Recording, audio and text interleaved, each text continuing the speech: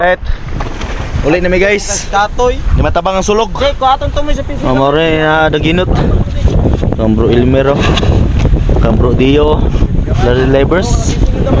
Mantap. First dive. May color. May color po yung mga rumpiyaw. Kunti lang, kunti. Kuha na ito mga pulong. Mamoy baboy ah. Lagaw ko yan.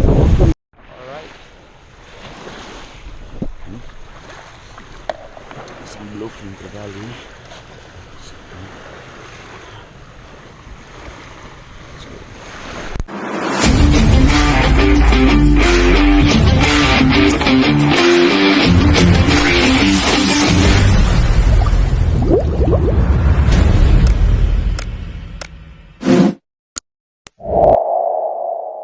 Ako na po na ha, mana na sila intro, ako na po. So alright, good morning mga espero. May gumimaw na malaking pawikan. So good morning. Nandito kami sa spot na malayo. At kasama natin si Lardil Divers. Yan, good morning. At nandun si Aquatic Spero. At ng mantas ng Orketa, si Paring Elmer. At si Master Sano. Gunta kaloyan may karon. So God bless and Debsoy. So alright, bago simulan natin ang bakbakan mga ka-adventure, shoutout muna tayo sa ating mga kaibigan dyan. Shoutout kay Rimar ng Iligan, monitagiyas akong Spurgan sa una. O kay Mel Magrinho Baroro, shoutout. O kay GPM Maghinay, shoutout. O kay Stanley Clifford Kong, ang kutsihal sa Kanubay. So this time mga ka-adventure, ito yung unang isda na nahuli natin ngayon. At isang grupo or school ng Yellowtail Barracuda or Bulatok. Napakadami nila mga ka-adventure, lipo-lipo talaga. At hindi tayo pumili ng malaki kasi kasing size lang naman sila lahat. At dyan nakuha na natin ng isa, 6 grams or 0.6 grams. At napansin ko ay nag-dive down din para yung kasama natin, si Aquatic Spero. At ayun, nahulihan niya ng isa. At bisitahin nyo rin ang kanyang YouTube channel at saka ang Facebook page niya mga ka-adventure. Aquatic Spero ng Kalamba. At ayan, good size na rin yung nakuha niya. Tumitimbang ng 1 kilogram. At dito mga ka-adventure ay kung napansin nyo ay napakadaming isda, libo-libong isda. Yung isda na yon ay isang mga school of big eye tribali. Pero medyo out of range siya kaya di natin tinamaan. Sinubukan lang natin mag-dive down at baka nabubakasaling matamaan natin pero wala talaga. Sa araw na to mga ka-adventure ay ito yung last fish ko dito sa spot na to kasi grabe sobrang lakas talaga ng sulog or agos mga ka-adventure. At buti na lang hindi ako nakatira nung dalagang bukid at may lumapit na isang uri ng surahan at itong na lang tinuna natin ng bansin at ayun tinamaan naman ang klaseng surahan to mga ka-adventure at tawag ito sa amin ay buktot. Right. Uli na mi guys. Katoy. Di matabang ang sulog. Jay, ko atong tumoy sa piso. Amore daginot. Kambro Ilmero. Kambro Dio. Larry Labers. Mantap. First dive. May color. May color po yung mga rumpiyaw. Kunti lang, kunti. Kuha na ito mga pulong. Mamoy baboy ah. Lagaw ko yan. At ito mga ka-adventure ay solo dive lang ako dito sa jungle spot sa plaza. Late afternoon dive na ta, mga 3 kape na ta, hapit na ta 4 p.m. dive. This time is warm up dive lang ta dito sa Mabaw kay para dili makalitan ng ato ang baga or ang ato ang lungs. So gahapon guys is gamay-gamay ra jud mig kuha no. Nakahalin ra mi og libo kapit. So kaluyan pud sa Ginoo naka bawi ra mo sa expenses. So nakabahin na po mi tag 150 pesos. So not bad kaysa watay na himo kansi pa ta. So okay ra na siya. Ana maginang pamana. So bawi ta karon, solo dive ta ron. Og diri is nagnananaw lang ko no, og diri sa Mabaw. At may nakita akong isang good size na talakitok na papalapit sa atin. At baka ito na yung unang isda natin sa araw na to. At ayun, ugoy. Patay. Di pala tinamaan, kaya move on tayo.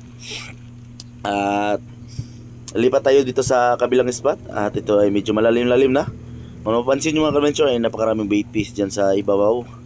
Yan ay mga anduhaw or mga carbalyas. At ayun, may nakita na tayong target. Isang good size na batfish or dapugan. Malakas na ito kumain. Ano kaya ang kakainin nito? Mga iatch. Basta ay saba. char lang ato na. So dyan mga ka-adventure ay papalapit siya sa atin, kaya hindi ko muna pinapansin kasi naghahanap ako ng ibang target. Pero nung pagtingin ko, ayun, lumayo na. Kaya napahabol ba ako ng konti. At huwag mo akong pahabulin kasi masarap ka sa inihaw. Patay mga ka-adventure. Headshot sa ulo. At after na is tungha rin ta. Kung nakabantay mo mga ka-adventure is medyo kilom-kilom na dyan ang atong panahon, no? Kasi hapon na rin yan, mga 4 PM na. At ayan, ito yung unang isda natin sa hapon na ito. Isang good size na batfish or dapugan. And this time is nag-drop na naman ako sa last part na kawayan or bamboo. Kaya tinatawag ito na jungle spot namin mga ka-adventure. Ayan, napakaraming bait fish talaga. At dyan ay nakuratan ako kasi kumakalit lang ng lagubo yung mga bait fish. Pansin nyo ay nag-drop down sila agad. At sigurado talaga kung may naghahunt dito na mamaw. O yun, napapansin nyo ay bigla silang nagkukumpulan. Kaya patingin-tingin ako kung saan-saan. Kaya baka dumaan ang kalit at makuratan tayo. Pero paubos na yung hangin natin. Kaya tungha ta. Di ta magpataka-taka diya. Kaya basig igit na itong tungha guna diya. And this is my second fish of the day. At isang good size na bluefin trevally.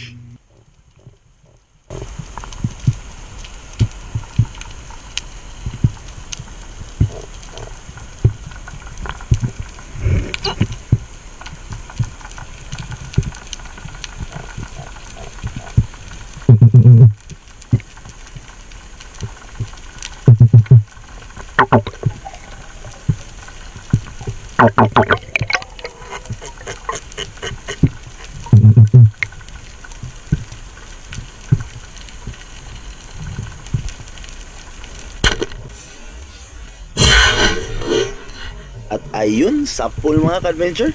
Sa ilang segundo nating pag-aantay ay may lumapit na isang good size na bluefin trevally. Effective talaga mga ka-adventure ang bubble na fish gill. Kaya nakaulit tayo at supusa talaga lumapit yung isda.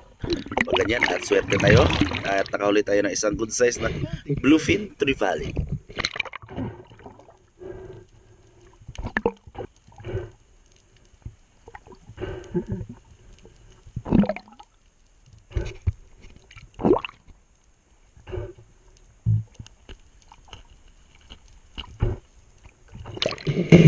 Thank you, Lord.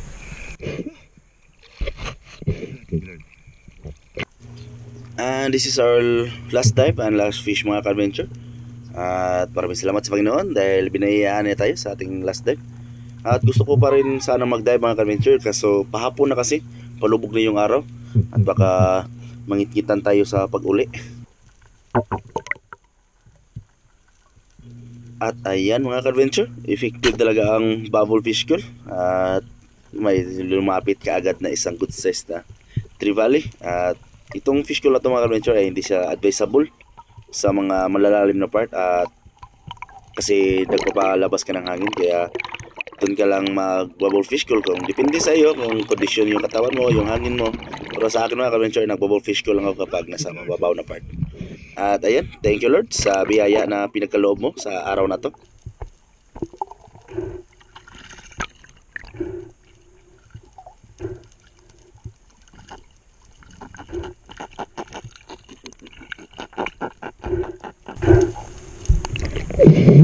Thank you, Lord.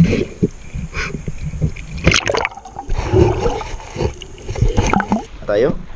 At ito yung mga huli natin. Isang good size na mga trevally at isa ka dapugan. So, thank you Lord sa dive ship at blessings.